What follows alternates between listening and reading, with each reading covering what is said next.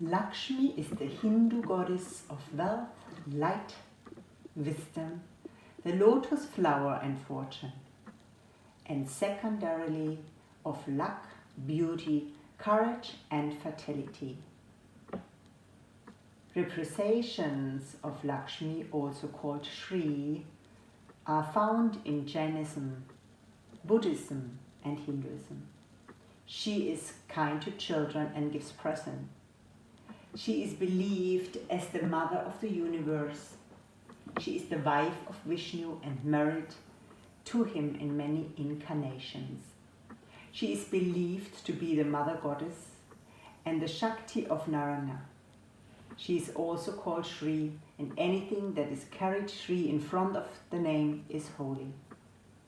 Shree is written on top of a lot of documents and spoken before addressing a god, a teacher, a holy man, or any revered individual.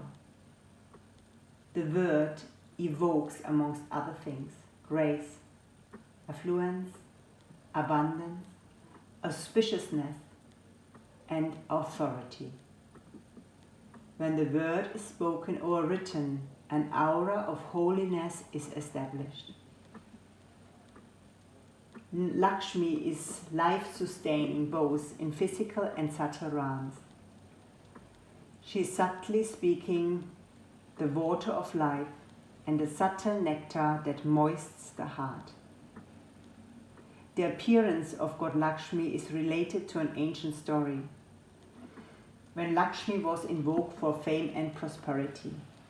Fame meant at these times good reputation or a good name.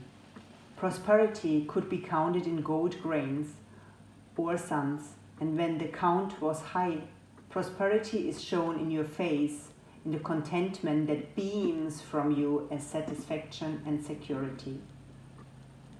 All the goddesses confer power, Shakti. Shakti, after all, is power. The fiery goddess, however, offer us the power to fight our battles, the inner ones and the outer ones, while Lakshmi embodies the skill of success, worldly and spiritual. She carries the inner quality that makes life lovely, harmonious and kind. When we have Lakshmi, the old mystic texts tell us we have everything inner and outer for a beautiful life.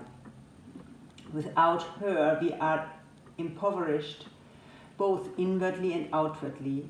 Without her, the world is a desert. We know this because it happened once, as the following story reveals.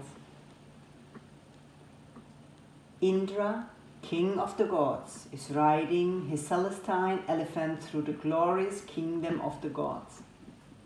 Indra has the natural arrogance of an absolute ruler.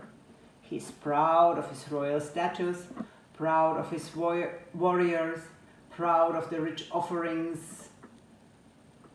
He's having a good time. As his procession moves in its slow progress, he sees the sage Durvasa standing before him with matted hair and road dust covering his body. Durvasa holds a garland. Indra, Indra, he calls, I bring you a great blessing. This garland appeared before me after meditation, and an inner voice told me to offer it to you. It contains the very essence of Shree, so Lakshmi, the auspicious prosperity. Guard the garland well. Indra leans down and takes the garland. He takes the offer respectfully. Then, without waiting, he is out of sight, he drops the garland around the elephant's neck. Durvasa stands for a moment shocked at Indra's carelessness with what at the end was a divine gift. He utters a curse. Just as you dishonor auspiciousness, auspiciousness will be abandoned in you. The moment Durvasa speaks, every flower in Indra's kingdom wilts, and every tree drops. The garland you see was the form of Lakshmi herself, the goddess of abundance and auspiciousness. Her flowering form represented the flowering of the natural world, and the sage has offered it to Indra, and Indra has offended it, throwing it around the elephant's neck. Lakshmi simply disappeared from the world. It was not just that the crops stopped growing. Every form and expression of the goddess dried up like an abundant lake. Prayers and sacrifices stopped. The offering food in charity or helping the neighbors stopped. No one cleaned the roads. Parents became indifferent to their children, and couples quarreled bitterly with each other. Rulers forgot to consider their people and raised taxes mercilessly. But because no crops grew, the tax went unpaid, and even the sun and the moons dimmed and dull clouds lay over the earth. That's how it goes when the owner of auspiciousness leaves the land. In desperation, the gods approached Lord Vishnu, who is the ruler of the world. Vishnu's cosmic task is to maintain the material universe in balance. But it is also Lakshmi who gives him the power to do this, and when she disappears from the world, Vishnu can't keep things going. He investigates deeply, with awareness to discover the explanation, and he finds the moment when Indra in his pride insulted the goddess. Knowing Lakshmi, he realized what happened. Lakshmi is not a god to roar or to complain or to draw a sword. But she does not stay where there is pride and harshness. When she is displeased, she simply leaves, and with her goes anything that makes life sweet. Vishnu, who has witnessed many turns of the cosmic wheel, recognized the symptoms of Lakshmi's departure, even though it had been several eons since such a thing had happened on a large scale. Vishnu is the most resourceful of deities, and sitting in meditation he understood what must be done to bring Lakshmi back. Great effort and help of many realms brought her back. As the water swirls into vast waves, the figure of Lakshmi slowly rises up from the center of the whirlpool. She stands gracefully on a locust, her glorious skin glamming, her lustrous hair flowing to the waist. Her huge almond-shaped eyes and honey-lipped are featured so refined and beautiful that gods and demons were stunned.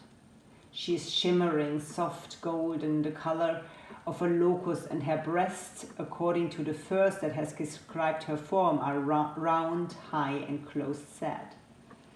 She wears a white garland in rosy silk, and her hair in dark and curly over a half-moon-shaped forehead were flowing downward. Golden light pours from her. The gods and demons elbowed each other for the privilege to courting her. She smiles, her tender, lustrous smile, and extends her hand to Vishnu, her eternal consort. The memory of love is reborn, and sages rekindle their sacred fires. The sun regains the fiery splendor, and the moon gleams full in the nighttime sky. The kings call their prime minister to remind them of the law of generosity, and rich people invited beggars at their gate to come inside and feast. With Lakshmi's reappearance, over generosity and sacred practices, wealth and fertility returns into the world. When Lakshmi marries Vishnu, the world celebrated the sacred marriage of masculine and feminine, the marriage of wisdom and love. In their union and age of order and harmony is born Dharma itself. The principle of righteousness, of righteous action, is Lakshmi's gift. More than that, she awoke love in Vishnu's heart. When Vishnu is out of touch with Lakshmi, he rather sterns and forms righteousness behavior. But when he gets together with Lakshmi, the softness into the masculine deity creates a nourishing affection.